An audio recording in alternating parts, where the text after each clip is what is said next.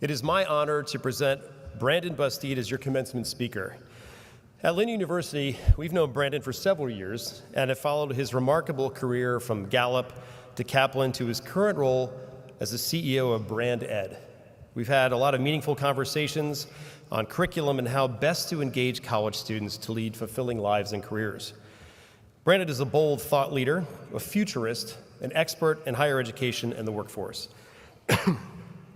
As the CEO of Brand Ed, Brandon leads the education company in creating industry-immersive programs.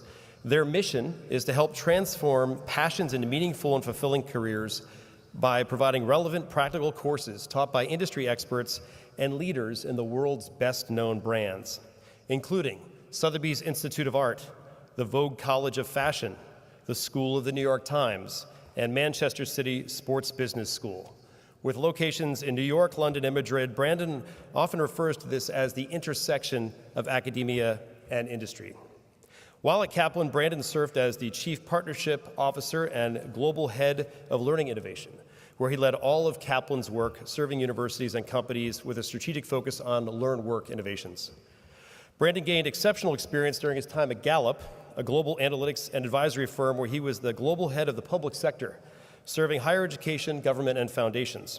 Also at Gallup, he was the Executive Director of Education and Workforce Development, where his teams led dozens of groundbreaking studies and consulted with hundreds of higher ed and workforce development organizations.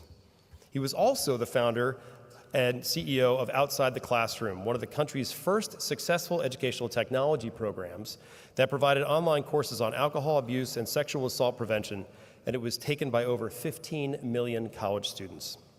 Brandon has published more than 300 articles, served as the keynote speaker at more than 200 conferences, and is a LinkedIn top voice and a frequent contributor to Forbes.com. He received his bachelor's degree in public policy from Duke University, an honorary doctorate from Augustana College. He's a trustee emeritus of Duke and has served on the Board of Visitors of the Sanford School of Public Policy. He is a member of the Business Higher Education Forum, which is the nation's oldest membership organization of Fortune 500 CEOs and college and university presidents, dedicated to the creation of a highly skilled future workforce. He also serves on the board of directors of the Association of American Colleges and Universities and on the Dean's Advisory Council for Harvard University's Division of Continuing Education. He has some wisdom to share today. Please welcome Brandon Busteed.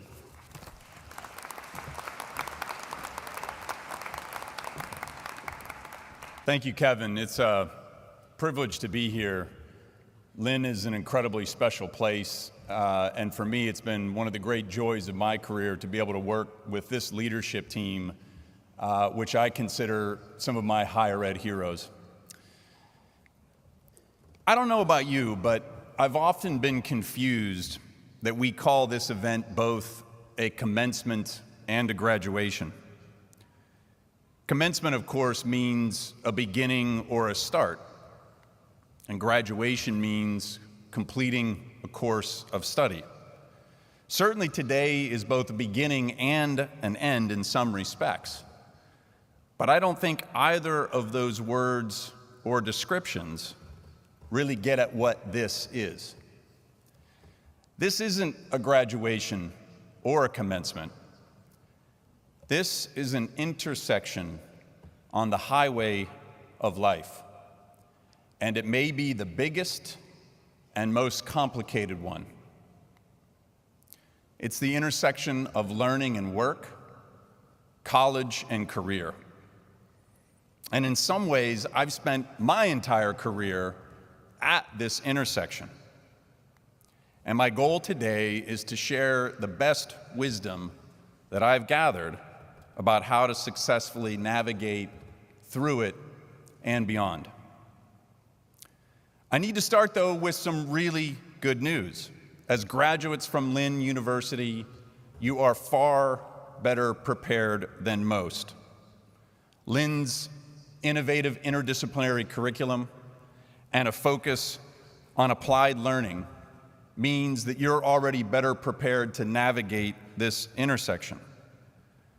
Studies show, for example, that the most important factors of college linked to success later in life are things like working on a long-term project that took a semester or more to complete, having a job or an internship where you were able to apply what you were learning in the classroom, having a mentor who encourages your goals and dreams.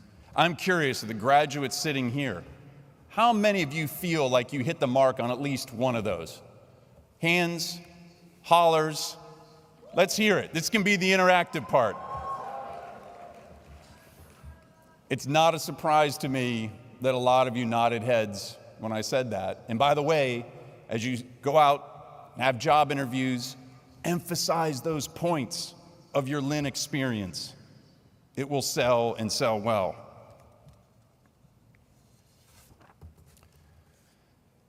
I've been fortunate to have the opportunity to lead global studies, work with renowned researchers, and with some of the best universities and corporate entities in the world. And from that, I have a few insights to share about what makes people successful in work and life. Here are what I think of as the all-time greatest hits. First, the single most important determinant of your success at work is who your manager is. Now, I know many of you have already secured jobs, so you probably could have used this advice a few weeks or months ago, but trust me, it will serve you well throughout your lifetime. It turns out 70% of what accounts for your engagement in your job is all about who your manager is. Do you have one who focuses on your talents and tries to help create those in the form of strengths that you can use each day? That would be the best kind of manager to have. Or do you have a manager who constantly harps on your weaknesses and critiques what you're doing? Or worse yet, do you have a manager who just ignores you entirely? My advice, wherever and whenever you can, is to pick the manager or leader you work for, not the organization. And this would be my same advice that I give to you as students. And for those of you going off to graduate school, you can apply this one. Pick the professor, not the course. Think about the best teacher that you've ever had. And actually, I'd like you to put that person's name in your head right now. So think about the best teacher you've ever had. Put that person's name in your head. And if you don't mind, you want to be participatory, everybody at the count of 3, shout out the name of that person. Are you ready? 1, 2, 3. That's awesome. Now, with that person in mind, I want to ask you the question, what was it that made them your best teacher? And by the way, we can keep this interactive. I'd love to hear you shout out a few of the things that made that person your best teacher. Go ahead, just give me a couple.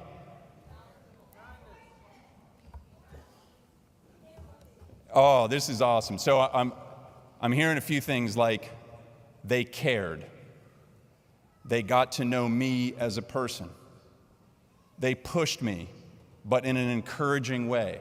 We could go on, of course, but the reason why I wanted to give you that prompt is that I want you to think about those qualities from your best teacher, and I want you to look for that in a manager.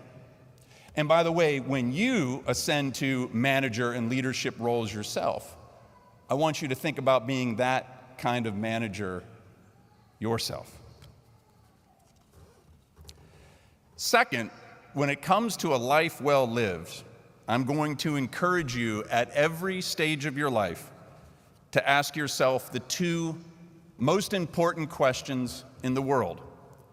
First, do I have a chance to do what I'm best at each day? And second, do I have someone who encourages my development? Whether that's a teacher, coach, faculty member, manager, boss, leader, spouse, family member. If you can say yes to these 2 questions throughout your life, you will find success on so many levels. Third, if you have an ambition to live a long and good life, here's a fun one for you. and a study of centenarians aimed at understanding the secret to a long life, a couple things stood out. On average, they didn't retire until age 80. Now, this might revise a few of your retirement plans. I'm sure actually for some parents and grandparents in the room, it might revise yours. And when these centenarians were asked about their jobs and careers, they all described jobs where they had purpose through the act of being able to use their strengths and talents each day. Jobs and careers aren't just about making money. You need a paycheck, of course, but they're also about purpose. Purpose, and this is the really critical part to understand, is much more about finding or shaping a job that allows you to use your strengths and talents every single day, not every now and then. It's different than simply saying, follow your passion. It's more about following your strengths and talents.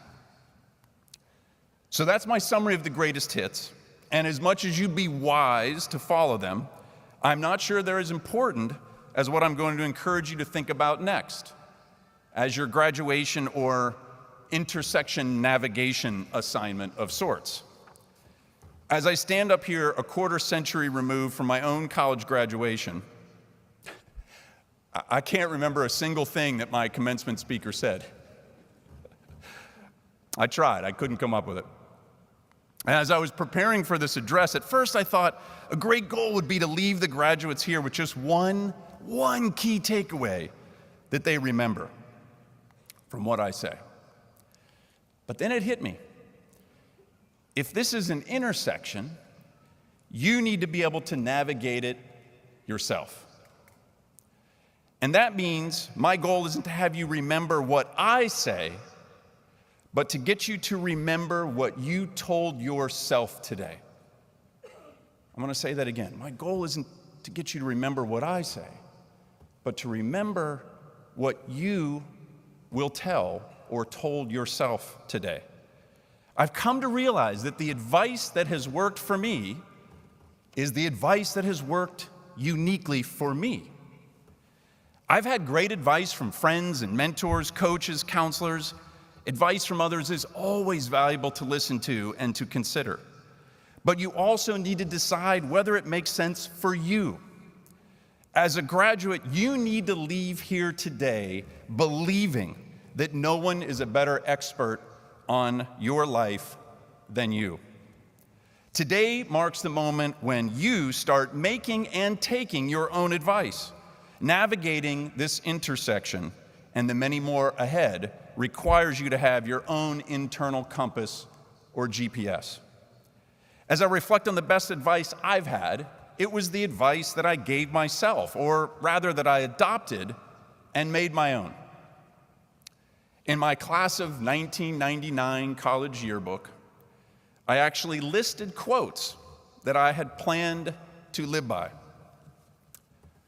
The heart has its reasons, which reason cannot comprehend. At some point, all the data and analysis in the world gives way to just your gut instinct or what's in your heart. The other one I listed was fortune to the bold. And of course, to be successful in life, you have to take risks. You have to be bold. And the last one I listed, and it might be my favorite one, is the early bird gets the worm. You have to work hard. You have to be prepared. And yes, you have to show up early. These mottos and guideposts were ones that I adopted very early on from the very beginning of my career, and they've served me well more than anything else because I made them mine. I want to give you one task today, and that is to think about what your advice is for yourself. In this moment, sitting at the intersection of college and career, the very act of doing this will change you. Write it down, share it with your friends and family, post it on social media, whatever it takes to imprint it as your true north or North Star. My advice to myself. This should be your first step into the world as graduates, to become once and for all the greatest expert on you, and to begin to lead your life with your own advice, the kind of advice that resonates most deeply with who you are and who you want to be. It's time for your advice, not mine, not theirs, yours.